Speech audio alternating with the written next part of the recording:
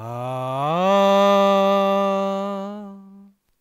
idagani agniu, kamigale piki waligale omnitsagale rale, idagani agniu.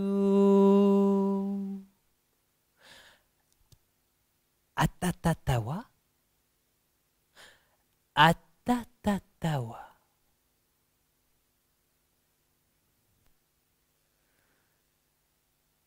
Ça faisait 1 heure que je marchais sur la banquise. Et c'est seulement quand je me suis arrêté, quand le bruit de mes pas s'est arrêté dans la neige, que j'ai entendu le silence autour de moi. Pas un bruit, à peine un léger souffle de vent glacial sur ma joue. Et tout autour de moi, le vide, l'immensité blanche, comme le ciel blanc qui venait se mélanger avec la couleur de la neige, si bien qu'il n'y avait plus de ligne d'horizon. Impossible de savoir où était le haut, où était le bas. L'impression d'être comme suspendu dans une sorte de néant. Et je me souviens avoir pensé que mourir, ça devait ressembler à ça. Ça devait pas être tout noir, non, ça devait être tout blanc, tout froid, comme là, comme maintenant, un endroit où la vie ne semble pas être possible. Et pourtant j'étais là. Et je me suis dit que si moi je suis là, je suis peut-être pas le seul. Peut-être qu'à une centaine de mètres plus loin, il y a un ours polaire qui se balade, comme moi, le matin, et que comme il est blanc sur blanc, je ne vais pas le voir arriver sur moi. Et du coup, je me suis imaginé en train de cavaler sur la banquise avec l'ours qui me course derrière, et avec mes pas lourds, la glace cède sous moi et je tombe dans l'eau glaciale, mon corps se tétanise, et c'est le drame.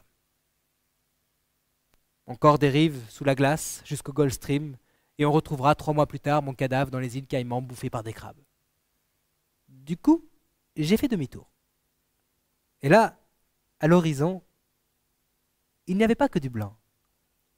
Il y avait plein de petits points de couleurs différentes. De toutes les couleurs, jaune, rouge, vert, bleu. C'était la couleur du bois des maisons du village de Sermiligag, là où j'habitais. Et je me suis dit que peut-être qu'elles sont ainsi colorées justement pour permettre aux chasseurs qui sont perdus de se retrouver, ou pour les avions, les hélicoptères. Bon, en fait, j'en savais rien. Parce que je ne savais rien sur ce pays, le Groenland. Quand on m'a dit de partir là-bas avec pour mission de collecter des histoires, des contes traditionnels, j'ai décidé de partir sans rien lire, sans rien regarder, sans rien entendre sur ce pays et tout découvrir de moi-même. Être comme une page vierge, écrire mes propres histoires. Et puis, j'avais envie d'être comme une sorte d'aventurier qui allait partir dans une terre inhospitalière, et tous mes amis m'ont dit mais c'est du délire ton truc. Tu peux pas partir comme ça sans me préparer un minimum ton voyage, c'est des conditions extrêmes là-bas.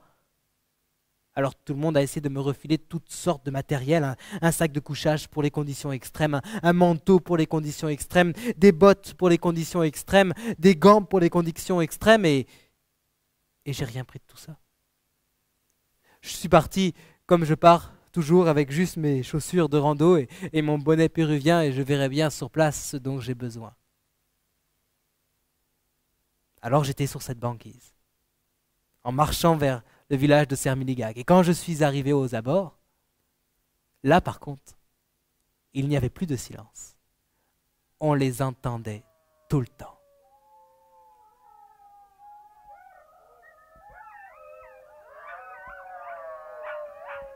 Là-bas, presque tous les hommes, c'est des chasseurs.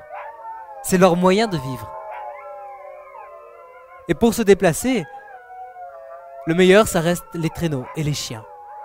Ça fait que là-bas, dans le village, il y a plus de chiens que d'habitants. Et tous ensemble, ils hurlent. Ils hurlent comme des loups. Et puis ils s'arrêtent d'un coup. Le silence revient. Pendant quelques instants. Parfois quelques minutes, parfois quelques heures. Et puis les chiens se remettent encore à hurler. Comment ils faisaient pour se synchroniser, ça non plus je ne le savais pas. Sur les marches d'une petite maison en bois jaune, Il y avait une vieille dame assise, tout habillée en noir, tout encapuchonnée. On avait l'impression qu'elle avait du mal à tenir droit. J'allais vers elle. J'ai vu que son visage était tout bouffi par l'alcool. Elle était complètement saoule. Quand je dois décrire aujourd'hui une sorcière dans un conte traditionnel, je pense à cette vieille femme.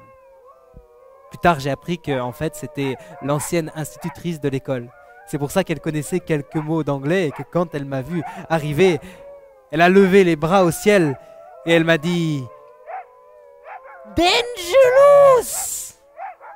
Alors moi, je suis venu vers elle et en souriant, je lui demandais « What dangerous? Nanook? Ours polaire ?» Elle m'a fait « Dangerous Kivitok !» Et moi, je ne savais pas ce que c'était qu'un Kivitok.